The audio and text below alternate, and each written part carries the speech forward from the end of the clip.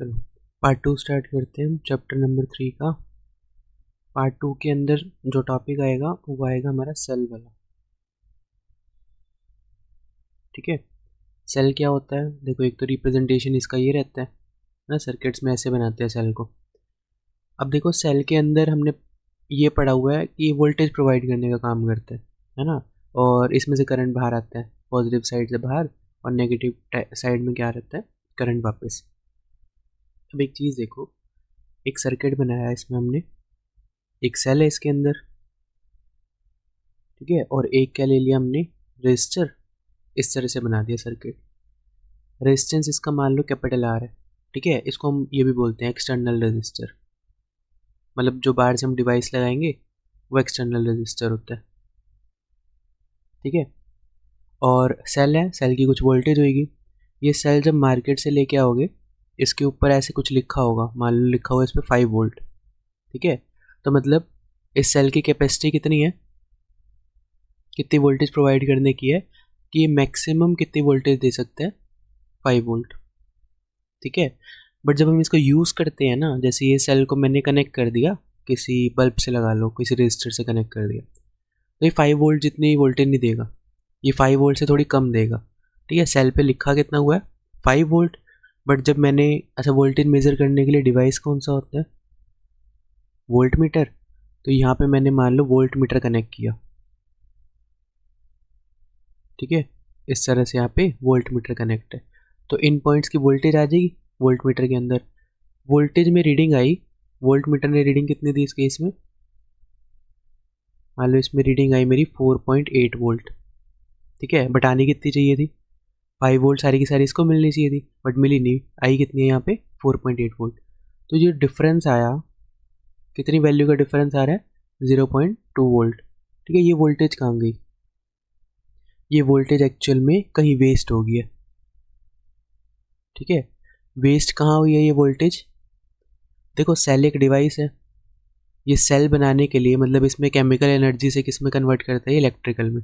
तो वो जो केमिकल से इलेक्ट्रिकल में जब कन्वर्ट करता है, तो इसके अंदर मतलब कोई लिक्विड यूज़ किया, कोई मटेरियल यूज़ किया हुआ है ना, तो इसके मटेरियल की वजह से इसका खुद का भी एक रेजिस्टेंस आ जाता है। ठीक है, खुद का जो रेजिस्टेंस होता है उसको क्या बोलते हैं? Internal resistance.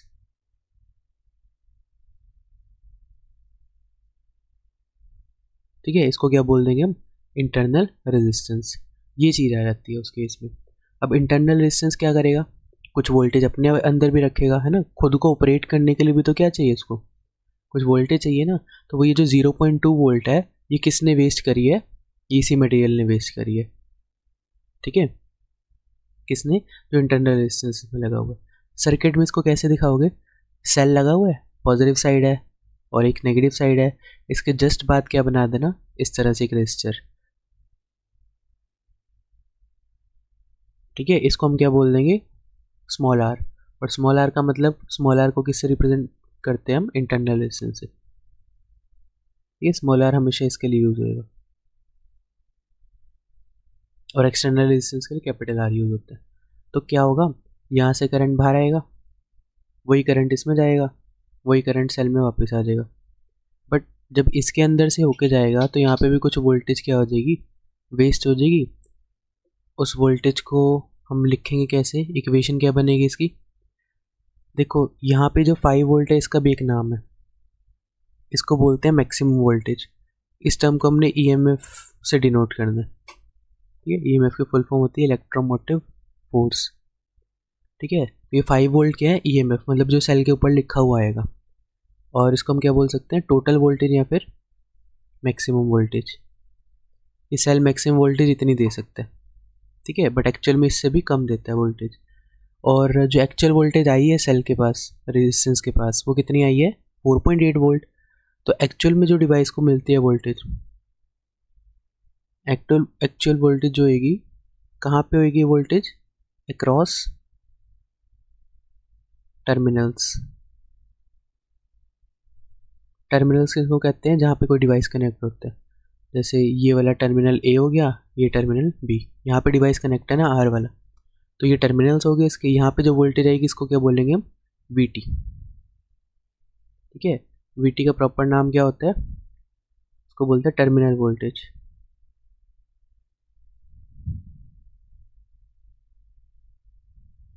ठीक है, इसको क्या बोलेंगे, टर्मिनल वोल्टेज, जो एक्चुअल में मिलती है। तो रिलेशन क्या बनता है फिर इसका, टोटल ईएमएफ कितनी वोल्टेज है, ई, वो ई वोल्टेज दो पार्ट में डिवाइड हो रही है सर्किट में।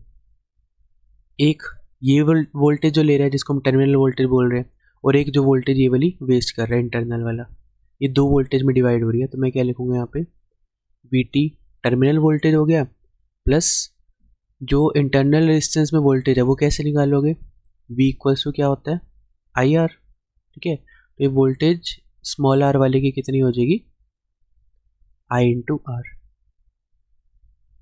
ये रिलेशन बन गया,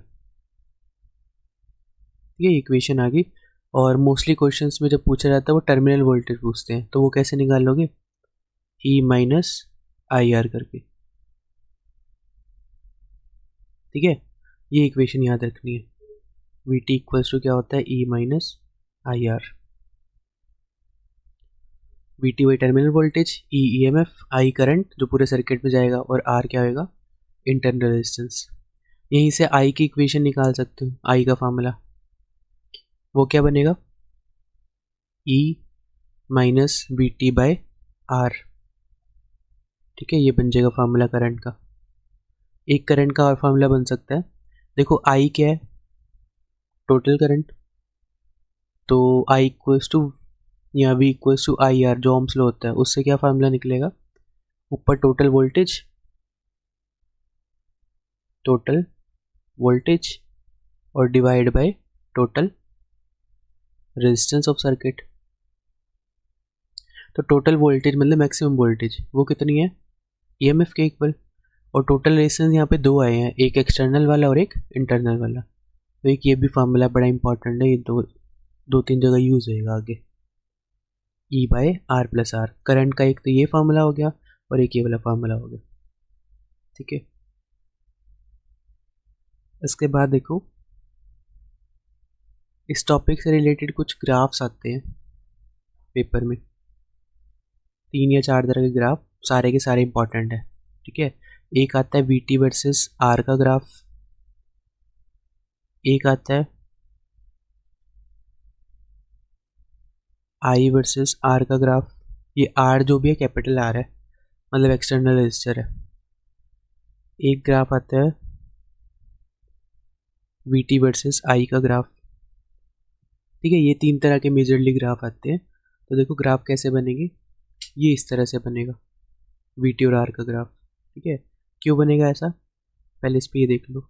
देखो वी टी की मैक्सिमम वैल्यू या मैक्सिमम कह लो यहीं तक जा रहा है ये ग्राफ, और वोल्टेज मैक्सिमम को क्या बोलते हैं, मतलब ये पॉइंट क्या डिनोट करेगा, ईएमएफ को। ठीक है, आई और आर का ग्राफ देखो कैसा आएगा, इस तरह का इनवर्स प्रोपोर्शनल, और वी टी और आई का ग्राफ आएगा इस तरह का। रीज़न देख लो, देखो वी टी का जो फार्मूला होता है वो क्या होता है, इक्वेशन ई माइनस आई और आर। ठीक है, ये इक्वेशन होती है। अब देखो वी टी कौन सी एक्सिस पे आ रहा है, वाई एक्सिस पे, ईएमएफ तो चलो कांस्टेंट हो गया, आई रह गया इसमें और आर रह गया, आर यहाँ पे आएगा स्मॉल आर। ठीक है, तो देखो अब ये जो आई है और जो ई है, आई के फार्मूला में चेक करोगे यहाँ पे जो फार्मूला लिखा हुआ है क्या क्या आता है, ई आता है, कैपिटल आर आता है, और यहाँ पे स्मॉल आर आता है। मतलब यहाँ पे आ गया ना कैपिटल आर, तो इसके अंदर एक वेरिएबल आ रहा है क्योंकि वो एक्स एक्सिस पे है, तो आई के अंदर एक एक्स एक्सिस पे वैल्यू आ रही है।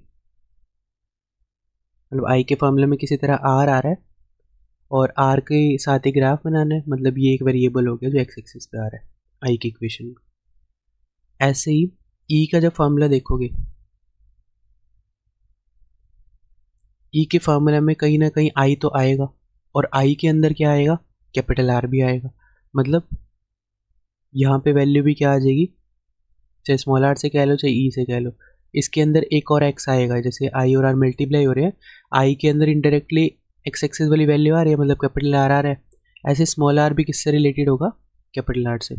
अब यहाँ पे देखो एक्स कितनी बार आ गया, 2 बार, मतलब एक्स टाइप का स्केयर हो गया, और Y is proportional to X square किसकी इक्वेशन होती है, पैराबोला की, इसलिए पैराबोला इस तरह का बन रहा है। ठीक है, ये पैराबोलिक ग्राफ बन रहा है। ऐसे कुछ रिलेट करके याद कर सकते हो, बाकी प्रॉपर ये नहीं होता रीज़न। ठीक है, बस ये याद करने का तरीका है जो बताया है। इसका ग्राफ ऐसे ही आएगा और ये 2-3 बार आया हुआ प्रीवियस ईयर में। मैक्सिमम वैल्यू क्या होती है इसकी, ए में। ऐसे आई और आर का देख लो, ये तो सीधा सीधा भी पता लग रहा है। आई का फॉर्मूला ये होता है ई आर प्लस आर। तो कैपिटल आर और आई कैसे प्रोपोर्शनल है, इन्वर्सली। इन्वर्सली का ग्राफ ऐसा आता है।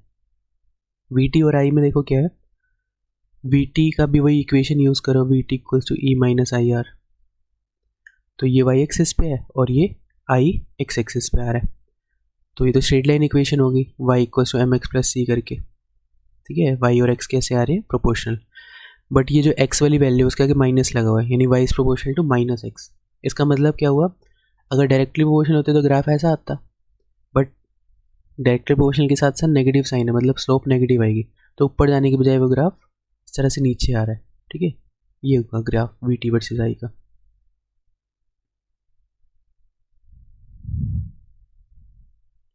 ठीक है, ये 3 तरह के ग्राफ हैं जो पेपर में आते हैं, इंपॉर्टेंट है। उसके बाद देखो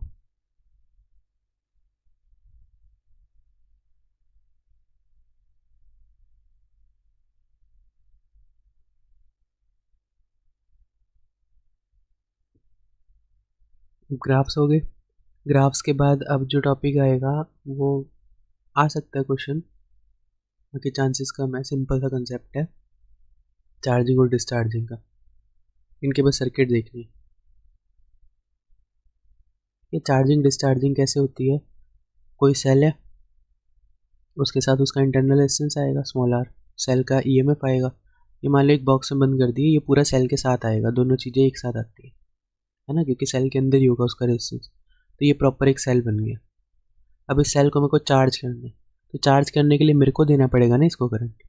तो चार्जिंग वाले केस ये हो गया कि करंट जो है वो सेल की तरफ जा रहा है। ठीक है, और डिस्चार्जिंग में क्या होएगा, सेल को हम यूज़ कर रहे हैं। ठीक है, सेल डिस्चार्ज हो रहा है, मतलब सेल के अंदर जो एनर्जी है उसका यूज़ हम कर रहे हैं। तो इस केस में करंट क्या होगा, बाहर आएगा। ठीक है, ये डिस्चार्जिंग वाला केस है। बस यही थे इसके अंदर। और देखो नेक्स्ट टॉपिक जो आता है वो आता है combination of cells. Combination of cells, ये बड़ा इंपॉर्टेंट है, कॉम्बिनेशन ऑफ सेल वाला टॉपिक। अब देखो सेल्स अगर बहुत सारे आ जाए तो वो 2 तरह से अरेंज किए जा सकते हैं, या तो सीरीज सर्किट में या फिर पैरेलल सर्किट में। दोनों की डेरिवेशन है, पेपर में ज़्यादातर जो आती है वो पैरेलल की आती है। ठीक है, थोड़ी अजीब भी है वो, इसलिए इम्पॉर्टेंट है। तो फर्स्ट देखो सीरीज वाली।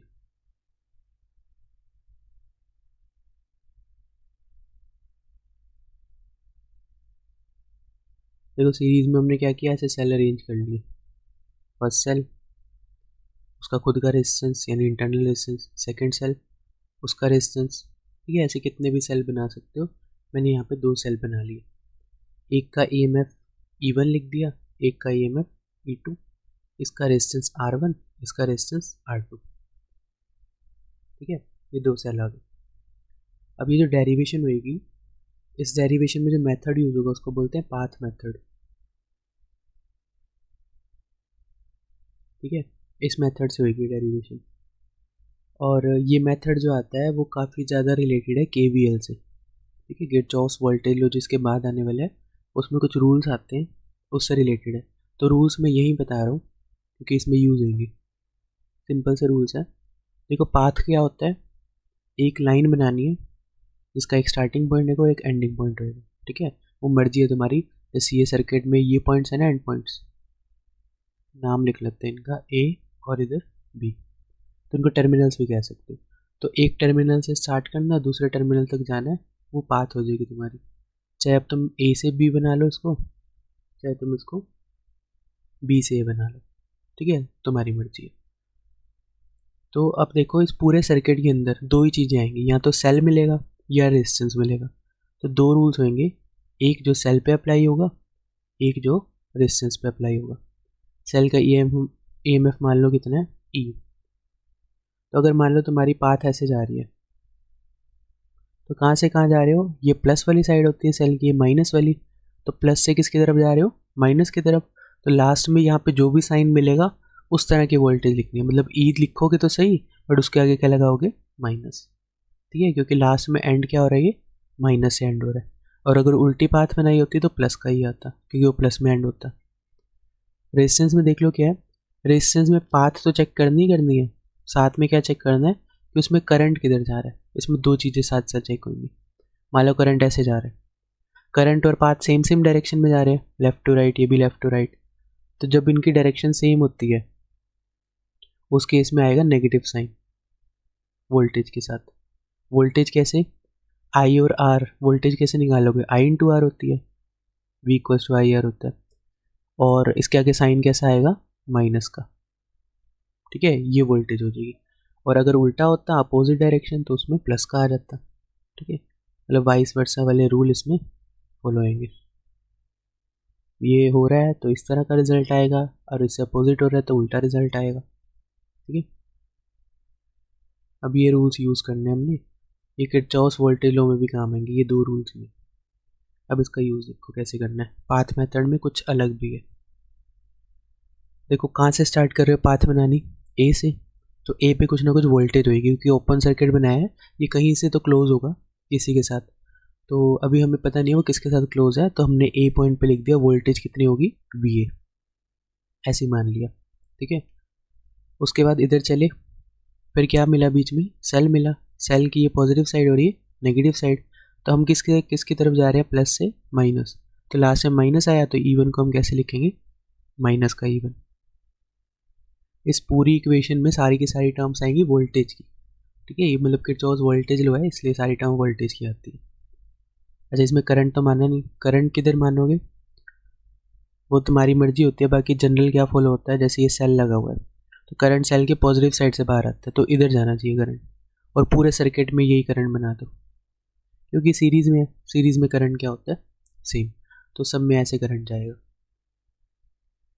तो ये सेल की दो होगी इक्वेशन। अब आया रेजिस्टेंस में, रेजिस्टेंस में करंट जा रहा है राइट टू लेफ्ट, और पाथ जा रही है लेफ्ट टू राइट, मतलब अपोजिट है। अपोजिट वाली वैल्यू के आगे साइन प्लस का आता है। करंट इसमें आई है और रेजिस्टेंस कितना है इसका, R1। तो ये वोल्टेज होगी पॉजिटिव। फिर सेल मिला, प्लस से माइनस, लास्ट में माइनस आया तो E2 कैसा आएगा, माइनस का। फिर करंट इधर, पाथ इधर, अपोजिट है तो प्लस का साइन। करंट आई है, रेजिस्टेंस R2 है, और यहाँ पे आके पाथ खत्म होगी। खत्म कहाँ हुई है, बी पॉइंट पे। तो जब फिनिश हो जाती है उसको हम इक्वल टू के राइट साइड में लिखते हैं। ठीक है, कैसे लिखेंगे, इक्वल टू, बी पे एंड हो रही है तो हम इसको लिख देंगे वी बी। अब देखो मुझे निकालना है पोटेंशियल डिफरेंस। पोटेंशियल डिफरेंस मतलब V A minus V B. ठीक है, पोटेंशियल डिफरेंस कह लो, यहाँ ये टर्मिनल्स है ना, इनको हम कहेंगे terminal voltage, terminal potential difference. अब इसको टर्मिनल वोल्टेज लिख देते हैं, क्योंकि एंड पॉइंट्स पे आ रही है वोल्टेज। तो बी इधर आया, बाकी टर्म्स उधर जाएंगी तो साइन चेंज हो जाएंगे। E1, ई और ई वाली टर्म में एक साथ लिख रहा हूँ, तो E1 प्लस E2, और IR1 IR2 ये नेगेटिव हो जाएंगे। ऐसे दोनों में कॉमन आएगा I, तो मैंने माइनस का ही कॉमन ले लिया, बचेगा क्या, R1 प्लस R2। ठीक है, ये बच गया।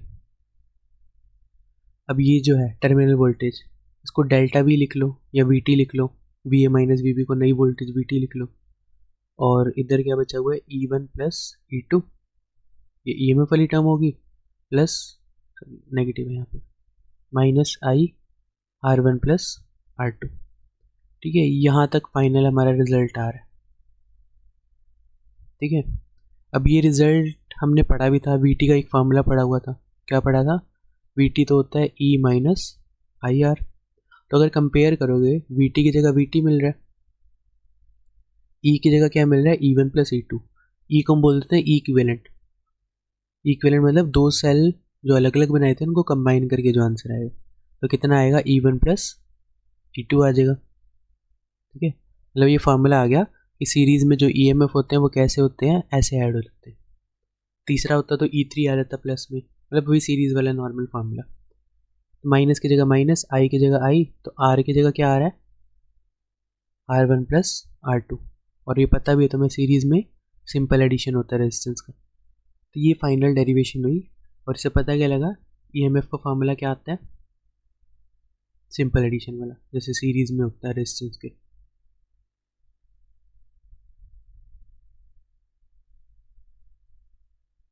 और देखो एक इम्पॉर्टेंट पॉइंट,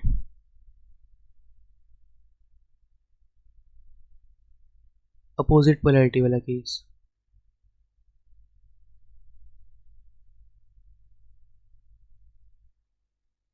ठीक है, ये क्या चीज़ है, ये देखो, अगर मान लो सेल लगा हुआ है ऐसे, नेक्स्ट लगा हुआ है ऐसे, फिर लगा हुआ है ऐसे, तो ये दोनों सेल तो सही लगे हुए हैं, ये सेल को उल्टा लगा रखा है। तो अगर इसका मान लो ईएमएफ E1 है, इसका E2 है और इसका E3 है, तो इनका इक्विवेलेंट कितना आएगा, है तो सारी सीरीज में तो ऐड होने चाहिए, बट जो सेल उल्टा लगा उसके साथ साइन कैसे लगाओगे, माइनस का। ठीक है, अब देखो E2 सेल उल्टा लगा हुआ है, तो E2 के आगे क्या लगा दोगे, -E2, और बाकी सारे प्लस होंगे। ठीक है, अब जो अपोजिट पोलैरिटी में हो उसका साइन क्या कर दो, चेंज करके लगा दो।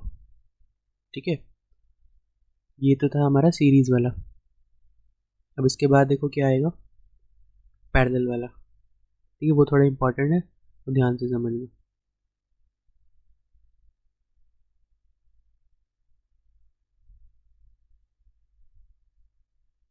देखो पैरेलल का डेरिवेशन, पहले देख लो सर्किट, पैरेलल सर्किट कैसा होगा, सेल लगा होगा, ये उसका इंटरनल रेजिस्टेंस। ठीक है, एक और ब्रांच होएगी उसमें सेल लगा होगा, उसका रेजिस्टेंस। ठीक है, और यहाँ पे ये क्या होंगे, इसके टर्मिनल्स होंगे, ये ए टर्मिनल हो गया और ये बी टर्मिनल। हमने मान लिया करंट आ रहा है ऐसे, ऐसे क्यों माना, क्योंकि देखो सेल ऐसे लगे हुए हैं, ये E1 E2, ये R2 हो गया और ये R1। सेल देखो ऐसे ही लगे हुए ना, तो करंट ऐसे बाहर निकलना चाहिए प्लस से, इस वजह से हम यहाँ से मान रहे हैं। करंट अगर आई आ रहा है तो दोनों ब्रांच में जाएगा, डिवाइड होता है I1 और I2 की फॉर्म में। इसमें से I2 करंट बाहर गया, इसमें से I1 गया, और वापस से कंबाइन होकर कितना बन गया, I। फिर अब देखो यहाँ पे दो ब्रांच आ गई, तो दो करंट आ गए, सेल भी दो है ना अलग अलग ब्रांच में, तो पाथ कितने यूज होंगे, पाथ भी दो यूज होंगे। ठीक है, एक पाथ हमारी ऐसे बनेगी,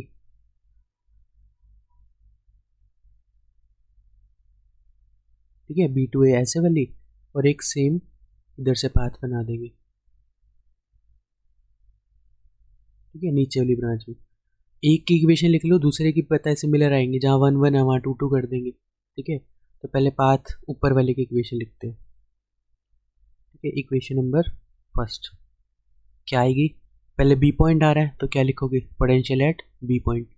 उसके बाद पाथ में चलते चलते एक रेजिस्टेंस आ रहा है, पाथ जा रही है राइट टू लेफ्ट, करंट भी जा रहा है right to left, same same होते हैं तो माइनस आता है। करंट इसमें I1 है और रेजिस्टेंस का कितना है, R1। ठीक है, ये इसकी वोल्टेज होगी।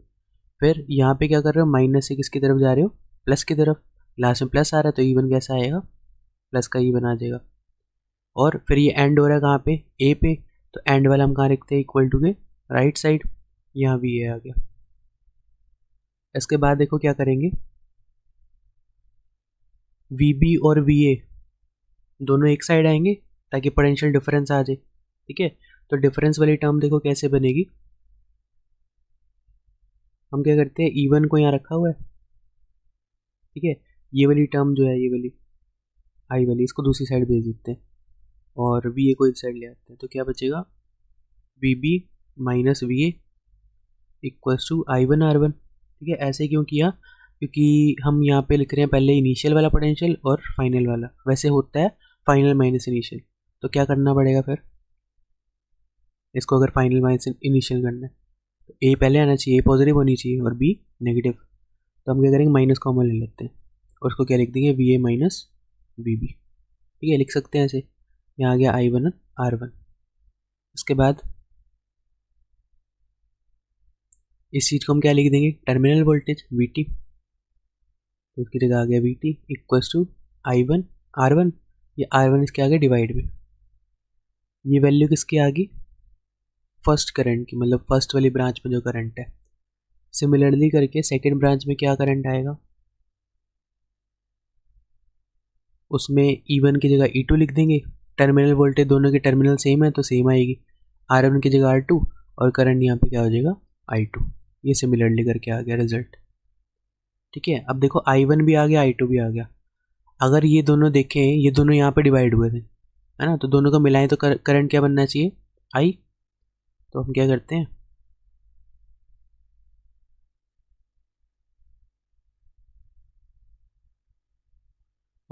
इसका करंट की इक्वेशन लिख देते हैं भाई। I जो है वो किसके इक्वल है, I1 प्लस I2 के इक्वल है ना। तो वैल्यू पुट कर देते हैं।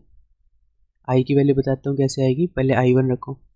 I1 में आएगा E1 minus we T by R1। I2 में आएगा E2 minus we T by R2। ठीक है, ये आ गया। तो यहाँ पे आया I। अब क्या करो, देखो ये बेस है, इसके नीचे लिखा है R1। दोनों पे R1 सेपरेट कर दो, मतलब एलसीएम अलग अलग कर दो। E1 के नीचे अलग लिख दिया, VT के नीचे अलग लिख दिया, E2 के नीचे R2 अलग लिख दिया, और माइनस का VT बाई R2। क्यों किया ऐसा, क्योंकि देखो VT वाली टर्म एक साइड रख लेंगे और E वाली एक तरफ, जैसे पिछले डेरिवेशन में किया था।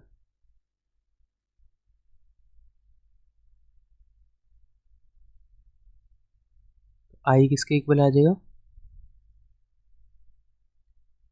E1 by R1 plus E2 by R2।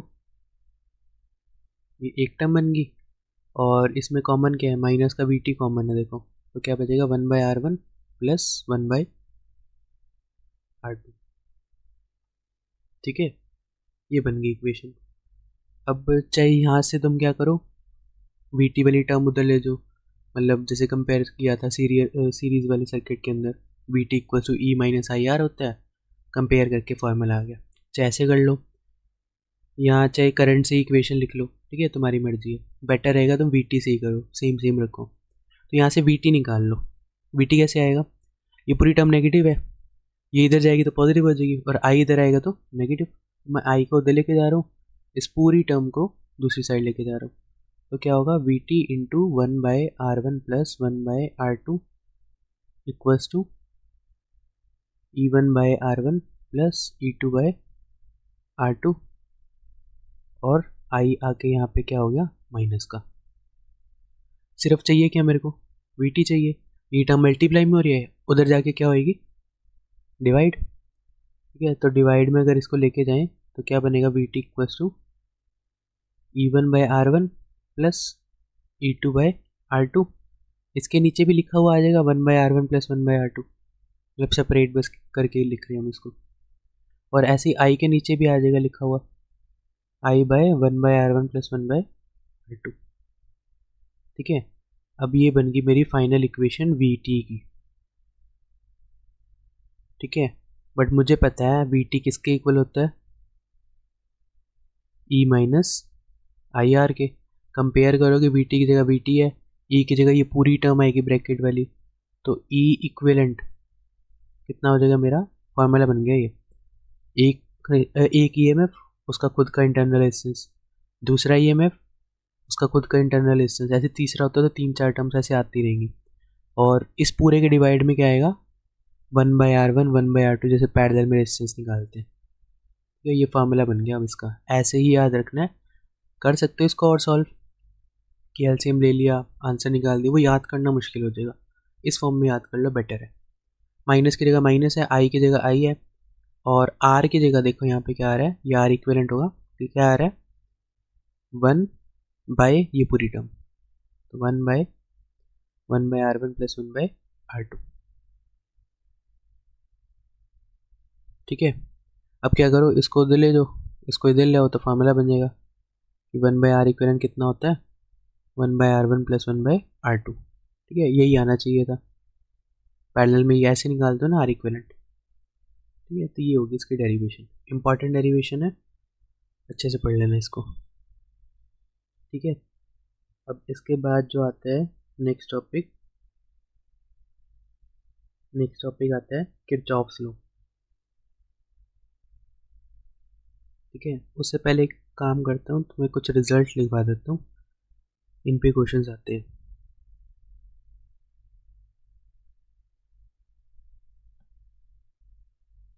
कुछ इंपॉर्टेंट रिजल्ट्स हैं, न्यूमेरिकल आए तो यूज़ कर लेना इनको। क्या रिजल्ट है? पैरेलल वाला रिजल्ट देखो पहले। ये लगा हुआ है सेल E1, फिर लगा हुआ है इसके साथ E1 छोड़ो, E लिख लो इसको। सेकेंड सेल भी क्या लगा हुआ है? E। ऐसे ऐसे बहुत सारे सेल लगे हुए हैं, सारे पैरेलल में लगे हुए हैं, और सबकी वैल्यू कितनी है? E के इक्वल। ठीक है, ये मान लो ये फर्स्ट ब्रांच है, ये सेकंड ब्रांच है, ये थर्ड ब्रांच है, तो ये कितनी बार रिपीट हुई है? ये ब्रांचेस कितनी बार रिपीट हुई है? m times. ठीक है, तो इसका जब आंसर निकाल लोगे ना, E इक्विवेलेंट फॉर्मूला लगा के, वही E1/R1 वाला, तो जो आंसर आएगा वो किसके इक्वल आएगा? E के। ठीक है, मतलब क्या है कि कितनी मर्जी ब्रांच लगा लो, अगर सबका EMF सेम है, if all branches has same EMF या सेम सेल कह लो, तो रिजल्ट क्या आने वाला है?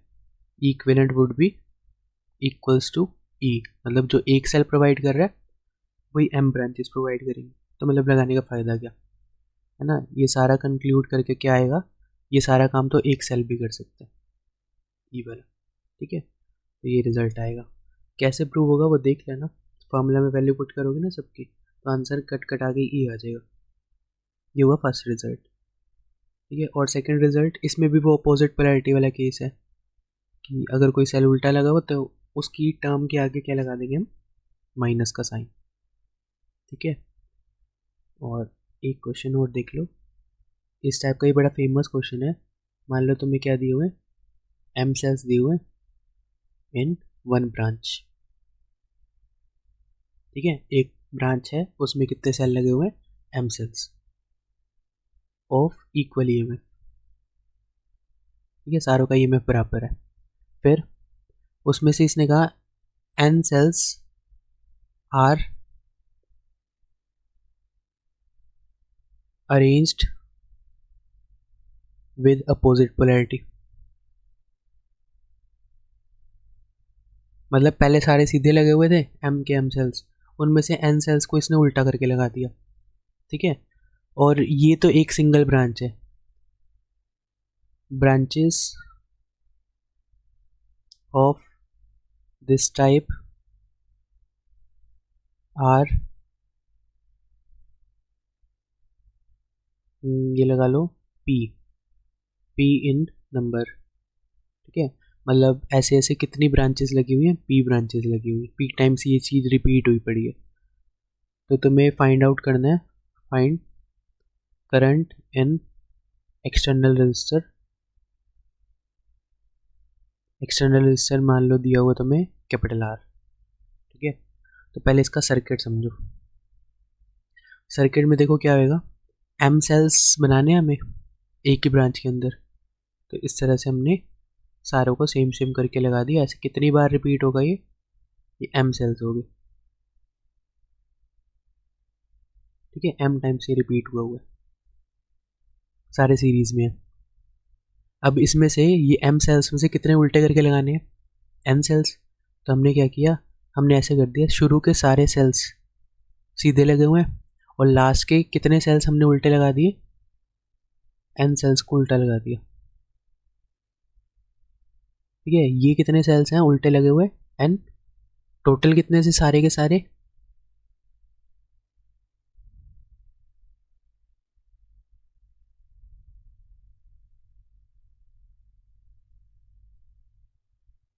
ये टोटल कितने थे? m सेल्स, उसमें से n उल्टे लगा दिए, तो सीधे कितने लगे हुए हैं? m माइनस n सेल्स, ये सीधे लगे हुए हैं। ठीक है, तो ये हैं सेम पोलैरिटी के और ये है अपोजिट पोलैरिटी। ठीक है, ये अभी भी सिंगल ब्रांच चल रही है, तो हम क्या करते हैं, सिंगल ब्रांच का आंसर निकाल लेते हैं। किसका आंसर निकालना है हमें? इक्विवेलेंट का।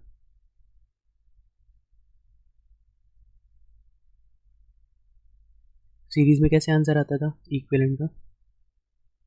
पहले तो देखो सेम कौन से लगे हुए, कितने सेल्स है सेम? m minus n। तो e को कितनी बार ऐड करोगे? m minus n times. तो बार बार जब इसको ऐड करोगे तो उससे बढ़िया हम क्या कर लेते हैं, उससे मल्टीप्लाई, सेम आंसर आएगा। m माइनस एन सेल्स का EMF E है, और उनमें से n सेल्स जो है उल्टे लगे हुए हैं, तो उनके साथ साइन कैसा आता है, माइनस का, n टाइम्स ऑफ E लिख दिया मैंने। ठीक है, ये क्या आ गया मेरा, एक ब्रांच का E इक्विवेलेंट। इसके लिए ये फॉर वन ब्रांच। ठीक है,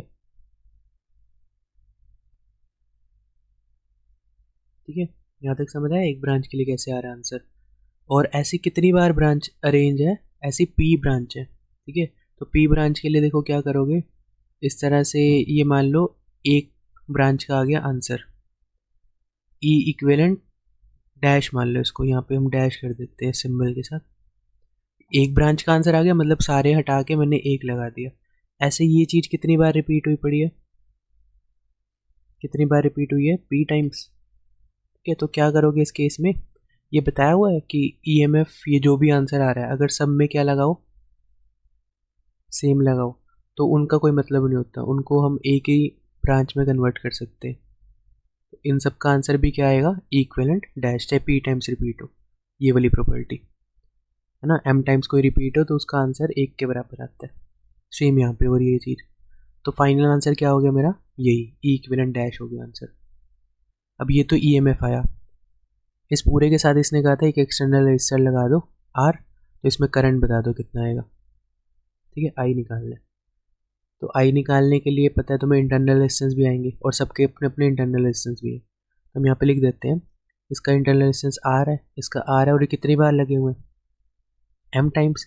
चाहे इनको उल्टा करके लगा दो, रेजिस्टेंस चेंज नहीं होता, तो सारे कितनी बार ऐड होंगे, M टाइम्स। तो हम क्या लिखेंगे, ये जो एक ब्रांच आई थी इसका इंटरनल रेजिस्टेंस कितना आएगा, R equivalent dash M times कौन सी वैल्यू ऐड होगी, R, MR आ जाएगा। ये एक ब्रांच में है, और पैरेलल में क्या होता है, पैरेलल का शॉर्टकट याद है R इक्विवेलेंट का, कि एक कोई सी भी वैल्यू उठाओ उसको किससे डिवाइड कर दो, N से, अगर सेम वैल्यू के, है ना। तो इसके अकॉर्डिंग हम क्या लिखेंगे, R इक्विवेलेंट फाइनल वाला कितना आएगा, कैपिटल R की वैल्यू कितनी है, मतलब एक ब्रांच में जो आंसर आ रहा है वो MR आ रहा है, और ऐसी ऐसी कितनी ब्रांचेस थी यहाँ पे, P टाइम्स रिपीट हो रही थी। ठीक है, तो हम इसको किससे डिवाइड कर देंगे, P से, क्योंकि ऐसे ऐसे हर एक ब्रांच में अपने अपने इंटरनल रेजिस्टेंस होंगे, वो P टाइम्स होंगे, तो P से डिवाइड कर दिया। ये R इक्विवेलेंट हो गया, मतलब इंटरनल रेजिस्टेंस। तो फार्मूला क्या होता है, total EMF divide by total external plus total internal resistance. तो कितना आ जाएगा, टोटल EMF कितना आया, ये M minus N times of E minus NE, open भी कर सकते हो bracket, divided by capital R, तो कैपिटल R ही है, R इक्विवेलेंट कितना आया, MR बाय P। ठीक है, अब स्टेटमेंट थोड़ी बहुत हो सकती है चेंज, P ब्रांच की जगह उसने कोई और वेरिएबल यूज़ किया, बट होगा ऐसे आंसर। ये इंपॉर्टेंट क्वेश्चन था, मिक्स्ड ग्रुपिंग का क्वेश्चन कहते हैं इसको। नेक्स्ट टॉपिक देखो, किरचॉफ्स लॉ। किरचॉफ्स लॉ पे आता तो न्यूमेरिकल ही है। ठीक है, एक बार समझ लो क्या होता है किरचॉफ्स लॉ, एक क्वेश्चन के साथ देख लेंगे उसको।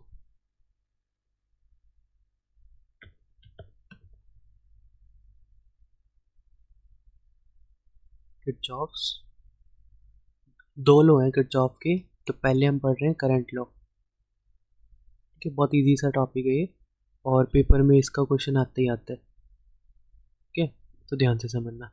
किरचॉफ्स लॉ देखो क्या होता है, इसकी सिंपल सी स्टेटमेंट है करंट लॉ की, आई इनकमिंग किसके इक्वल होगा, आई आउटगोइंग के, बस खत्म। ये सिंपल सी स्टेटमेंट है इसकी, इसी के बेसिस पे होएगा न्यूमेरिकल सॉल्व। क्या है इसका मतलब, आई इनकमिंग और आई आउटगोइंग का मतलब जितना करंट आ रहा है उतना ही करंट आगे जाएगा। कहाँ पे चेक करते हैं इसको, कहाँ पे अप्लाई करते हैं, अप्लाई एट जंक्शन। ठीक है, किसी भी जंक्शन पे अप्लाई करते हैं इसको। जंक्शन क्या होता है, जहाँ पे इस तरह का कुछ बन रहा हो, तीन वायर आ रही है ना, अटैच हो रही है, तो ये पॉइंट को हाईलाइट कर देना, यहाँ पे देख लेना कि कैसे अप्लाई होगा। तो और कहीं नहीं अप्लाई होता, कम से कम कहाँ चाहिए, कितनी वायर चाहिए वहाँ पे, तीन, उसको बोलते हैं जंक्शन। मान लो ऐसा है कुछ, ठीक है, तीन से ज़्यादा वायर मान ली, चार वायर मान ली, इस पॉइंट पे आ रही है।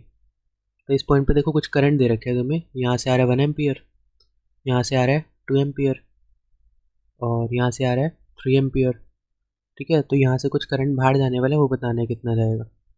तो देखो ये तीनों करंट जो है पॉइंट की तरफ आ रहे हैं मतलब इनकमिंग करंट है, तो इनकमिंग की कैटेगरी में इनको ऐड कर दो, यानी 1+1+3+2 इक्वल्स टू कितना होना चाहिए, आई आउट गोइंग। ये करंट बाहर जा रहा है, ये आउट गोइंग हुआ। मान लो अगर इसकी वैल्यू x होती है तो ये आंसर किसका आ जाएगा, x का। तो कितना आ रहा है x का आंसर, 6 एम्पियर। ठीक है, तो 6 एम्पियर का करंट यहाँ से बाहर आ जाएगा। ये है सिंपल किरचॉफ्स करंट लॉ। और कई बार ये भी 1 मार्क से क्वेश्चन आ रहता है कि किस प्रिंसिपल पे बेस्ड है, प्रिंसिपल बताना है इसका। ठीक है, तो किस प्रिंसिपल पे बेस्ड है, कंजर्वेशन ऑफ चार्ज। ठीक है, कंजर्वेशन ऑफ चार्ज पे कैसे, करंट की बात हो रही है ना, करंट क्या हो रहा है यहाँ पे, जितना आ रहा है उतना ही जा रहा है, मतलब कहीं और फालतू में वेस्ट नहीं हो रहा है ना, जितना करंट बनाया है उतना ही करंट आगे जाएगा। तो यही तो होता है कंजर्वेशन ऑफ चार्ज, है ना। करंट कह लो या चार्ज कह लो, कि चार्ज ना तो क्रिएट हो रहा है ना डिस्ट्रॉय हो रहा है, वो क्या हो रहा है, बस ट्रेवल कर रहा है। उसके बाद देखोगे ये करंट लो है, और नेक्स्ट जो है वो केवीएल है, किरचॉफ्स वोल्टेज लो। ठीक है, ये अब इजीली समझ आ जाएगा क्योंकि इसके रूल्स वगैरह मैं बता चुका हूँ। केवीएल के क्वेश्चन में सबसे पहले केसीएल ही अप्लाई होता है पूरे सर्किट में, मतलब हमें क्या डिवाइड करना होता है, करंट डिवाइड करना होता है पूरे सर्किट में। ठीक है, सबसे पहला स्टेप क्या होता है, करंट डिवीजन, और करंट डिवीजन के लिए केसीएल लगता है। तो पूरे सर्किट में हम करंट बना देंगे। सेकंड स्टेप देखो इसका क्या आएगा,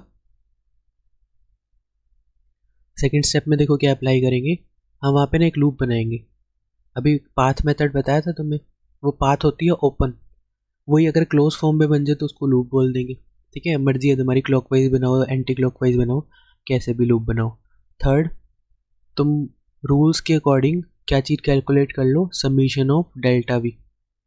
डेल्टा वी मतलब सारी वोल्टेजेस जितने सर्किट में आ रही हैं उनका सबमिशन, सबको ऐड करते जाओ लूप के अंदर, जैसे जैसे ट्रैवल कर रहे हो वैसे वैसे जो जो एलिमेंट आएंगे उनकी वोल्टेज ऐड करते जाओ, और वो सारी वोल्टेज ऐड करके जो आंसर आता है वो हमेशा कितना आता है, 0 आता है। ये है मेन केवीएल का फॉर्मूला। ठीक है, summation of all the voltages in the loop is 0। ठीक है, और इन सबको अप्लाई करके क्वेश्चन में पता लगेगा। और एक पॉइंट और देख लो, प्रिंसिपल क्या है इसका, ये किस चीज़ पे काम करता है, तो ये है कंजर्वेशन ऑफ एनर्जी। ठीक है, ये कंजर्वेशन ऑफ एनर्जी कैसे है, इसमें जितनी भी वोल्टेजेस आ रही है सारी ऐड अप होके कितना आ रही है, 0 आ रही है, मतलब वोल्टेज से कुछ रिलेटेड है। और वोल्टेज किससे रिलेटेड है, डेल्टा वी, वर्क डन से रिलेटेड है, वर्क डन बाय चार्ज, मतलब कहने का मतलब वर्क डन से, वर्क डन किससे रिलेटेड होता है, एनर्जी से। तो डेल्टा वी 0 आ रहा है मतलब ना तो क्रिएट ना डिस्ट्रॉय हो रहा है, मतलब वर्क डन कांस्टेंट है, वर्क डन कांस्टेंट मतलब एनर्जी कांस्टेंट, वो ये कंजर्वेशन ऑफ एनर्जी लग रहा है एक तरह से।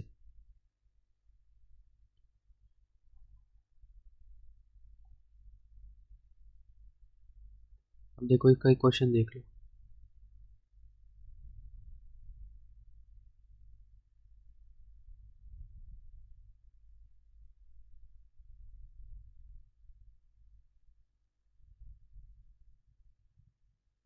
क्वेश्चन प्रीवियस ईयर का क्वेश्चन देख लेते हैं।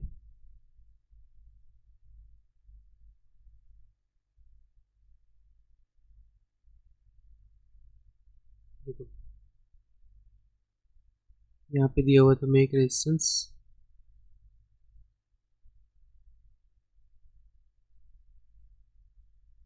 इसकी वैल्यू दे रखी है 1 ओम, और इधर भी 1 ओम का रेजिस्टर दे रखा है, इधर 4 ओम का रेजिस्टर दे रखा है, एक सेल दे रखा है 6 वोल्ट का,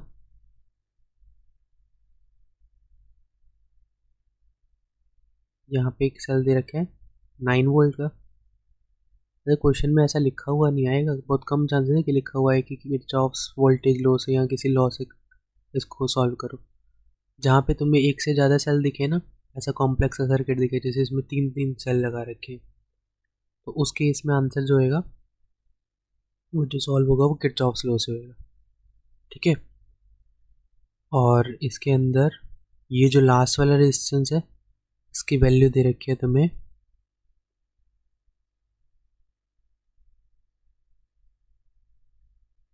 2 ओम।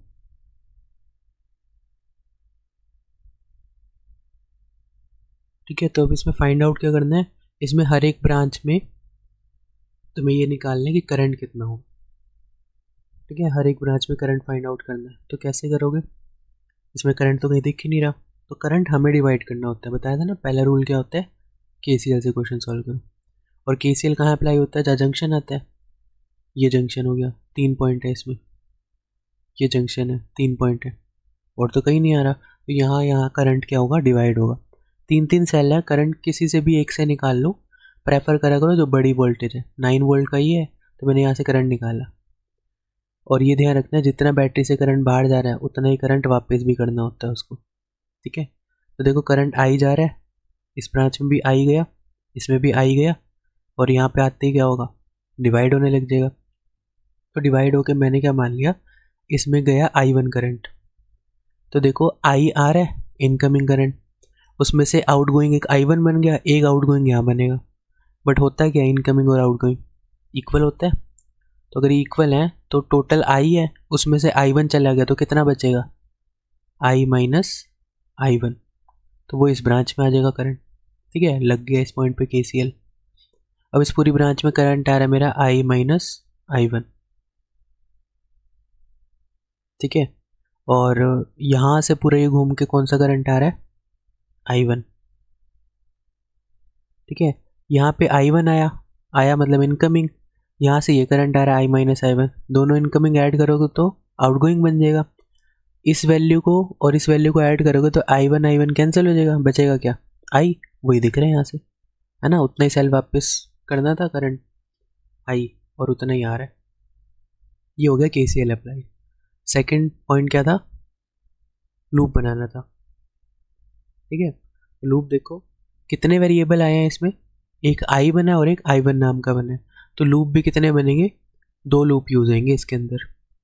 ठीक है, 2 लूप बनाने पड़ेंगे क्योंकि 2 वेरिएबल है, एक लूप से एक इक्वेशन बनती है। तो ये मेरा फर्स्ट लूप हो गया, मर्जी होती है कैसा भी लूप बना लो, क्लॉकवाइज एंटी क्लॉकवाइज।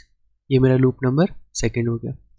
तो लूप फर्स्ट की इक्वेशन क्या बनती है, लूप फर्स्ट की इक्वेशन कहीं से भी स्टार्ट कर लो, मान लो मैं यहाँ से स्टार्ट कर रहा हूँ नीचे वाले से, तो हम किधर जा रहे हैं, इस तरफ, यानी माइनस से प्लस, रूल बताए थे ना वही वाले, वही रूल लग रहे हैं। प्लस आए तो वोल्टेज कैसे आएगी, प्लस का 9, ये ब्रांच कवर। अब ऊपर जा रहे हैं, ऊपर वाली ब्रांच में पाथ ऊपर जा रहा है, यहाँ लूप क्या ऊपर जा रहा है, करंट भी ऊपर जा रहा है, सेम सेम वाला कैसा आता है, नेगेटिव। और रेजिस्टेंस है इसमें तो आई आर आएगा, करंट इसमें आई है और रेजिस्टेंस कितना है इसका, 1 ओम। ठीक है, ये ब्रांच भी कवर होगी। उसके बाद इस ब्रांच में जा रहे हो, इस साइड करंट भी इधर जा रहा है, सेम सेम, तो फिर से माइनस, करंट वही आई है, रेजिस्टेंस इसका भी क्या है, 1। फिर डाउनवर्ड ब्रांच में आ रहे हो, इस तरफ डाउनवर्ड आ रहे हो और करंट भी कहाँ आ रहा है, डाउनवर्ड, अभी भी सेम सेम है, तो फिर से क्या आएगा, माइनस का, करंट की वैल्यू I माइनस I1 है। जब ऐसा करंट होता है 2 वैल्यूज आ रही है तो ब्रैकेट लगा लिया करो, नहीं तो साइन की गड़बड़ हो जाएगी। रेजिस्टेंस इसका कितना है, 4। उसके बाद फिर डाउनवर्ड जा रहे हो, सेल यानी प्लस से माइनस जा रहे हो, लास्ट में माइनस आया तो 6 कैसा आएगा, माइनस का। हो गया, सारा कवर हो गया इस लूप के अंदर। ये सब का आंसर ऐड होकर कितना आना चाहिए, 0। ठीक है, तो इस इक्वेशन को प्रॉपरली सॉल्व करोगे तो कितना आएगा, ये 2i हो जाएगा माइनस का, और यहाँ से माइनस का 4i आएगा, यानी माइनस का 6i हो गया, और प्लस का 4i1 हो गया, और 9 और 6 3 उधर जाएगा तो माइनस का 3। ठीक है, ये बन जाएगी इक्वेशन सॉल्व करके, इसको बोल देंगे इक्वेशन नंबर 1। अब इसमें देखो 2 वेरिएबल है I और I1, 2 वेरिएबल के लिए 2 इक्वेशन चाहिए सॉल्व करने के लिए, तो दूसरी इक्वेशन आएगी लूप नंबर 2 से। ठीक है, लूप 2 से इक्वेशन क्या आएगी, इसको भी कहीं से स्टार्ट कर लो। ठीक है, यहीं से स्टार्ट करते हैं, प्लस से कहाँ जा रहे हो, इस तरफ, माइनस की तरफ, तो 3 कैसा आएगा, माइनस का 3, ये कवर। अब ऊपर जा रहे हो, ऊपर जा रहे हो मतलब माइनस से प्लस की तरफ, तो 6 प्लस का आएगा। उसके बाद फिर ऊपर जा रहे हो बट करंट नीचे आ रहा है, अपोजिट है तो पॉजिटिव, करंट है I माइनस I1, और वोल्ट रेजिस्टेंस इसका 4, ये भी कवर। इस ब्रांच में कुछ नहीं है, कोई डिवाइस नहीं है। फिर डाउनवर्ड आ रहे हो, करंट भी डाउनवर्ड आ रहा है, तो फिर माइनस का I1 इंटू 2 सब कवर हो गया, इक्वल टू कितना आएगा 0।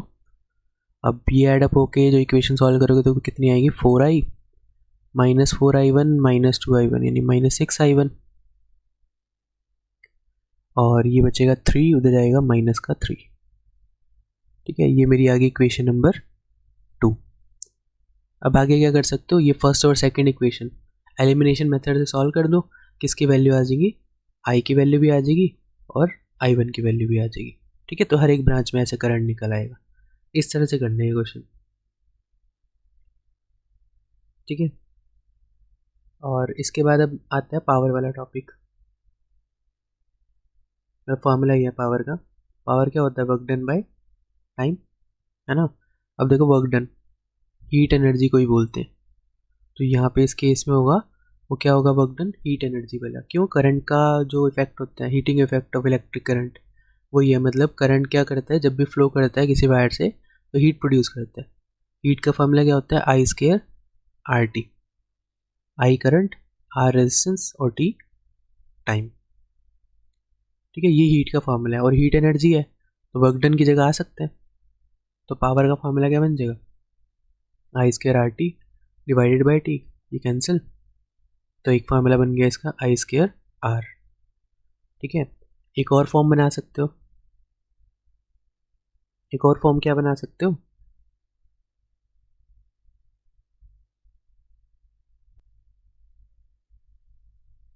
देखो आई की जगह हम क्या कर सकते हैं, ओम्स लॉ लगा के वी बाई आर लिख सकते हो। तो वो जो फॉर्मूला बनेगा प्रॉपर वो सॉल्व होकर आएगा V square by R, sorry V by R square. ठीक है, कैसे बनेगा, आई की जगह हमने लिख दिया वी बाई आर, इसका क्या हो रहा है स्क्वायर इंटू आर, वही था वी स्क्वायर बाय आर ही था। तो क्या बनेगा वी स्क्वायर और नीचे आर का स्क्वायर मल्टीप्लाइड बाय आर, ये कैंसिल, क्या बन जाएगा वी स्क्वायर बाय आर। ठीक है, दो फॉर्मूला हो गए पावर के, एक आई स्क्वायर आर और एक वी स्क्वायर बाय आर। एक और होता है जो ओरिजिनल फार्मूला होता है पावर का, वो होता है वी इंटू आई। ठीक है, ये तीन पावर के फार्मूले हैं। क्यों तीन दिन बनाए, क्योंकि अलग अलग जगह यूज़ होते हैं। ये प्रेफर होता है कि तुम सीरीज़ में यूज़ करो, क्योंकि सीरीज़ में करंट क्या रहता है, सेम रहता है, तो ये प्रेफर होता है कि ये वाला करो सॉल्व। और ये कहाँ यूज़ करोगे, जहाँ पे पैरेलल सर्किट आएगा। ठीक है, इसको पैरेलल वाले पे यूज़ कर लेंगे, क्योंकि पैरेलल में वोल्टेज सेम रहती है। ये वहाँ यूज़ कर लेना जब तुम्हें रेजिस्टेंस ना गिवन हो, वी और आई गिवन हो, वहाँ यूज़ करेंगे। ठीक है, जहाँ पे रेजिस्टेंस ना दी हो, ऐसे प्रेफर्ड होता है। ठीक है, ये हो गया पावर वाला टॉपिक। उसके बाद जो आता है तुम्हारा लास्ट टॉपिक, वो आता है व्हीटस्टोन ब्रिज। ठीक है, उसका प्रूफ भी है और उसको समझना भी है, उसकी बैलेंस कंडीशन होती है कुछ इंपॉर्टेंट है भी। व्हीटस्टोन ब्रिज, ठीक है, इसको समझो क्या होता है। ये सर्किट ना ऐसी शेप का दिखेगा तुम्हें, 5 रजिस्टर लगे होंगे, तो पता कर सकते हो भाई ऐसी शेप आ रही है तो हाँ भी व्हीटस्टोन ब्रिज का कुछ हो सकता है क्वेश्चन। ठीक है, इस तरह का होता है कुछ। ये वोल्टेज लगा रखी है, सेल लगाया हुआ है, मतलब इस रेजिस्टेंस का नाम पी लिख दो, वैसे कुछ भी लिख सकते हो नाम, बट ऐसे बुक्स में होता है पी क्यू हो गया, ये हो गया आर रेजिस्टेंस और ये हो गया एस रेजिस्टेंस, बीच में लगा हुआ एक्स रेजिस्टेंस, और बीच में मैंने एक डिवाइस लगा रखा है गैल्वेनोमीटर। क्या काम होता है गैल्वेनोमीटर का, इस ब्रांच में करंट होगा तो डिफ्लेक्शन आएगा, नहीं तो नहीं आएगा। ठीक है, और ऐसे करते हैं पॉइंट्स का नाम देते हैं, ये पॉइंट ए हो गया टर्मिनल, ये पॉइंट बी टर्मिनल हो गया, और इसको लिख देते हैं सी और इसको लिख देते हैं डी। ठीक है, सारे पॉइंट्स को मैंने हाईलाइट कर दिया। अब देखो होगा क्या, यहाँ से करंट आएगा, करंट इसमें भी जाएगा I1 और नीचे वाली ब्रांच में भी जाएगा। ठीक है, नीचे वाली ब्रांच में करंट मान लो कितना चला गया I2। ठीक है, ये करंट गया। अब ऊपर वाली ब्रांच में देखो क्या होगा, I1 आएगा, यहाँ पे होना चाहिए करंट डिवाइड। ठीक है, दोनों ब्रांच में जाना चाहिए, क्यों, क्योंकि ये क्या है जंक्शन, और सेम यहाँ पे भी करंट डिवाइड होना चाहिए, क्योंकि यहाँ पे भी क्या है जंक्शन आ रहा है। ठीक है, तो हम क्या करते हैं, हम यहाँ पे करंट को डिवाइड कर लेते हैं। कैसे, उससे पहले एक पॉइंट देख लो, यहाँ पे जो VC है ना, VC क्या चीज़ है, वोल्टेज एट पॉइंट C, और एक D है, वो क्या है, वोल्टेज एट पॉइंट D। ये दोनों ना इक्वल आते हैं। इसका मतलब क्या है, दोनों इक्वल आ रहे हैं, इसका मतलब दोनों में पोटेंशियल डिफरेंस ज़ीरो है, और जहाँ पे पोटेंशियल डिफरेंस ज़ीरो आता है वहाँ पे करंट भी क्या होता है, ज़ीरो। अब ये कैसे पता लगा, देखो बीच में इस वाली ब्रांच में क्या लगाया होता है तुमने, गैल्वेनोमीटर। गैल्वेनोमीटर क्या कहता है कि अगर डिफ्लेक्शन नहीं आ रही तो करंट ज़ीरो होना चाहिए, उस ब्रांच में करंट ही नहीं होना चाहिए। तो यहाँ जब गैल्वेनोमीटर लगाया उसमें डिफ्लेक्शन आया नहीं, ठीक है, तो मतलब गैल्वेनोमीटर के अंदर क्या था, नो डिफ्लेक्शन। और डिफ्लेक्शन नहीं था तो मैंने कंक्लूजन निकाला भी करंट ज़ीरो होगा। और करंट ज़ीरो तब होता है जब डिफरेंस ना हो पोटेंशियल का, है ना, I ज़ीरो क्यों होगा, जब V ज़ीरो होगा।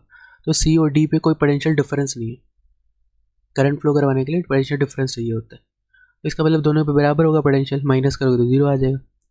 इसकी वजह से देखो क्या होगा, इस ब्रांच में करंट ज़ीरो होगा, तो मैंने यहाँ क्या लिख दिया, I इक्वल टू ज़ीरो, बीच वाली ब्रांच में।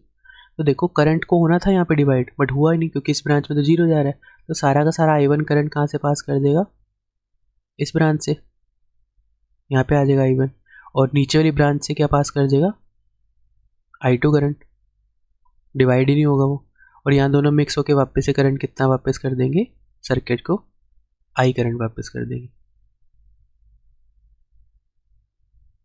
ठीक है। और यहाँ से करंट भी कितना बाहर निकाला था इसने, I। ये हो गया करंट डिवीजन। इसके बाद तुम्हें पता है करंट डिवीजन के बाद क्या लगता है, दो लूप आएंगे, ठीक है, क्योंकि दो टाइप के करंट आए, I1 और I2, और उससे मेरी क्या बन जाएगी इक्वेशन, लूप फर्स्ट और लूप सेकंड।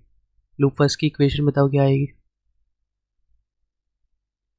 कहीं से भी स्टार्ट कर लो, यहाँ से स्टार्ट कर रहे हैं, ऊपर जा रहे हो डायरेक्शन वाइज, करंट नीचे आ रहा है तो पॉजिटिव, कितना आएगा आंसर, I2 इंटू रेजिस्टेंस है Q। उसके बाद इधर जा रहे हो, करंट भी इधर जा रहा है, सेम सेम फिर से माइनस का I1 इंटू P। उसके बाद इस ब्रांच को लिखने का मतलब नहीं है क्योंकि करंट ही ज़ीरो है तो कुछ आएगा ही नहीं, और इन सबको ऐड करके आंसर कितना आना चाहिए, जीरो आना चाहिए, ठीक है। और ऐसे ही मैं लूप सेकंड की इक्वेशन क्या लिख सकता हूँ, लूप सेकंड की इक्वेशन क्या बनेगी, मान लो यहाँ से स्टार्ट कर रहे हो तो इधर जा रहे हो लूप वाइज, और करंट कहाँ जा रहा है, करंट जा रहा है ऊपर की तरफ, अपोजिट जा रहा है यानी प्लस का, I2 इंटू एस। इस ब्रांच में कुछ भी नहीं है, ज़ीरो आएगा, इस ब्रांच में डाउनवर्ड आ रहे हो, करंट भी डाउनवर्ड आ रहा है, तो माइनस का I1 into R equal to zero, ठीक है, ये आ गया। अब क्या करोगे, ऐसा करो, इसको दूसरी साइड ले जाओ, इसको दूसरी साइड ले जाओ, मतलब ऐसा करो, इस इक्वेशन से भी I1 I2 का रेशो निकाल लो, और इस इक्वेशन से भी I1 I2 का रेशो निकाल लो। तो मेरा जो फर्स्ट इक्वेशन से आएगा वो आएगा I1 बाई I2 किसके इक्वल आ रहा है, क्या आएगा इससे, I1 और I2 Q बाई P के इक्वल, ठीक है। ये उधर जाएगा पॉजिटिव हो जाएगा, और I2 इधर आएगा, P इधर आ जाएगा, क्रॉस मल्टीप्लाई करके तो ये बन जाएगा। और इस इक्वेशन से क्या आ रहा है, I1 by I2,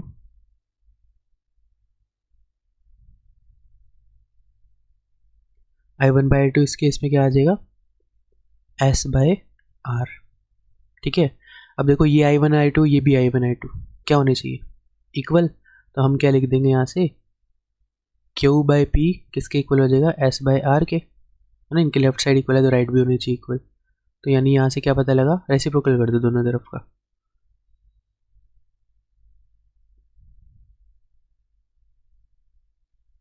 P by Q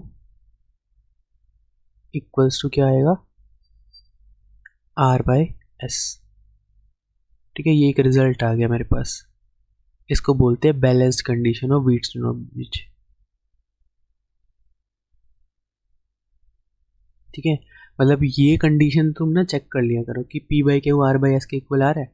अगर ये आ रहा होगा मतलब बीच वाला जो रेजिस्टर लगा होगा सेंटर में वो किसी काम का नहीं होगा, ठीक है, इस X वाले को हम रिमूव कर सकते हैं। अगर किसका आंसर है P by Q R by S के इक्वल है, ठीक है। ये है व्हीटस्टोन ब्रिज का प्रूफ, और ये है उसकी कंडीशन, ठीक है। ये लास्ट टॉपिक था चैप्टर 3 का, थ्योरेटिकली तो हो गया ओवर, न्यूमेरिकली देखते हैं लास्ट में वीडियोस बन पाती है या नहीं। बाकी थ्योरीज पहले हर चैप्टर की कवर करेंगे।